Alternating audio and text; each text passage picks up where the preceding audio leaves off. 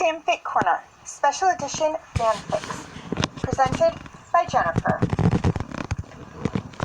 Yule-Tides, a Dragon Prince Christmas fanfic, written and read by Jennifer.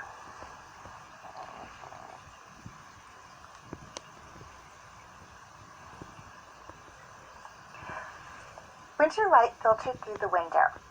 It had been a long night, and Rayla had just gotten the baby back to sleep a few hours ago and was hoping to sleep in a little. Of course, it would be a while before that would happen. "Mom, wake up!" Sarai insisted, pulling at her mother's arm.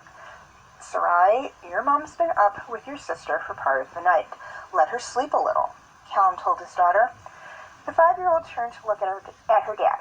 "Come on," Callum said. "Let's get you some breakfast." "Can we play outside?" Sarai asked. "After breakfast," Callum told her. After finishing breakfast, Sarai put on her winter boots, coat, hat, and gloves and hurried outside. The snow was deep and fresh and just perfect to play in. Sarai had only just closed the door when she heard a happy chirp. "Ember!" she said excitedly as the 3-year-old sun dragon ran up to her. The two friends tumbled in the snow, Sarai laughing. Pariah, Ember's mother, watched from the paddock where Dusk, Luna, and Sombra, the family's shadow paws, grazed with Moonlily, Shadowrunner, and Moonrose, the family's moonstriders. Or, to be more precise, Luna, Sombra, Moonlily, and Shadowrunner were grazing. Dusk and Moonrose were running around the paddock playing with each other. "Good morning, Pariah," Callum said, coming out of the house. The dragoness dipped her head in greeting. In the 8 years since the Battle of the Stormspire, Pariah had become very close to Callum and Rayla. She had moved to Katalis when her friends had gone back home, and 6 years ago, when Callum had built this house for Rayla, Pariah had moved into the nearby caves. There, she had met her mate Sunfire and had Ember. "Callum," Rayla called, "I need some help with the baby." "I'll be right there, Rayla," Callum called. He looked at Pariah. "Can you watch Sarai while I help Rayla with Tia?" The dragoness nodded. She didn't mind watching Sarai, and she and Ember were playing anyways.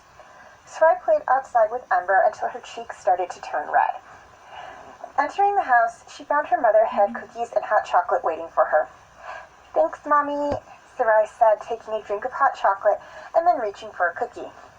"You're welcome, sweetheart," Rayla said. "Remember, we're going to the palace tonight for the Yule ball." Sarai nearly spilled her hot chocolate in her excitement. She loved going to the palace to see her Uncle Ezrin and Aunt Apollo. "When are we leaving?" she asked. "Not for a few more hours," Rayla said. "Tia is taking a nap and the other babies most likely are too." The other babies Rayla was referring to were Ophelia and Corvus's 8-month-old son Harrow and Ezrin and Apollo's 2-month-old daughter Tessa. The crown princess had been born on the same day as her cousin Teodrin. With any luck,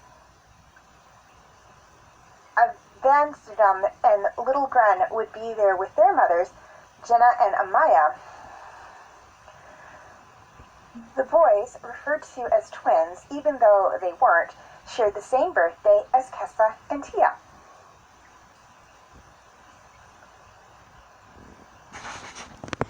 Sarai could hardly hold still as Rayla tied a green ribbon around each of her pigtails.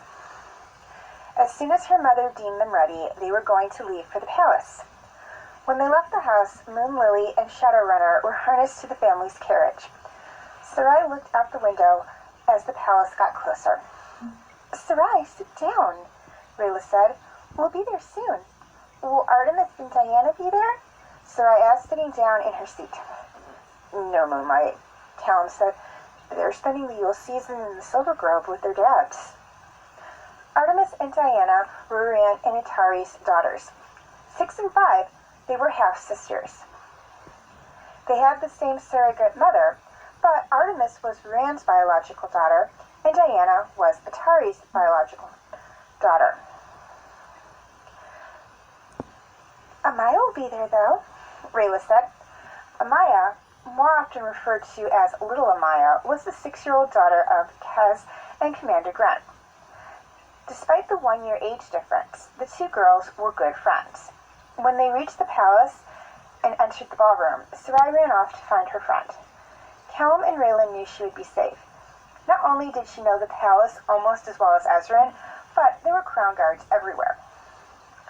Looking up, Callum caught Soren's eye and nodded in the direction Sarai ran off in. Nodding, the captain of the crown guard followed the princess. He would keep her safe.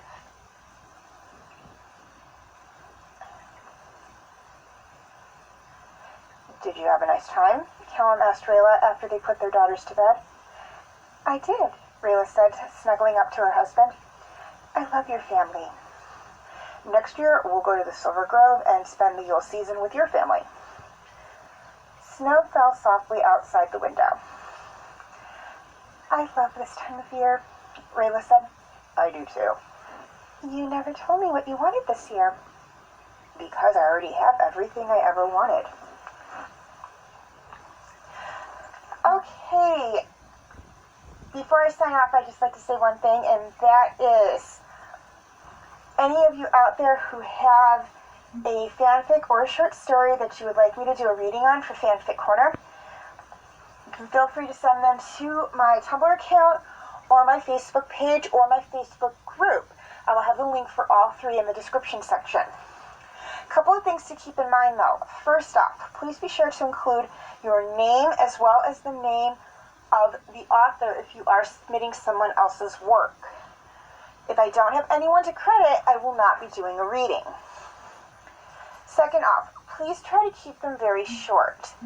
I can only record so long on my camcorder before it cuts over to a new video. And I do like to keep these things relatively short as well. Now, if it is long, that doesn't necessarily mean that I'm not going to do it. I will just merely cut it up into parts. Thirdly, please keep them clean and appropriate. I will try to clean up or gloss over any parts that I deem inappropriate for young and or sensitive audiences, but if there's too much, I just won't do a reading. If it is a holiday fanfic or short story, please be sure to submit it 2 months prior to the holiday,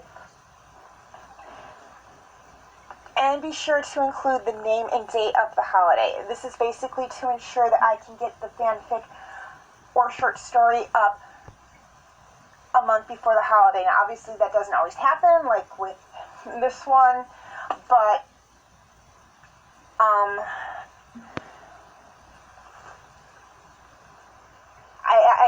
that's just, just please, if I have them a couple of months in advance, I will have that time period. Lastly, please be honest. If I learn that someone has submitted a video without the author's permission, I will not only remove all corresponding videos, but I will also no longer accept any fanfics or short stories from the sender. Okay. Happy holidays, everyone. Please be sure to like, subscribe, and comment.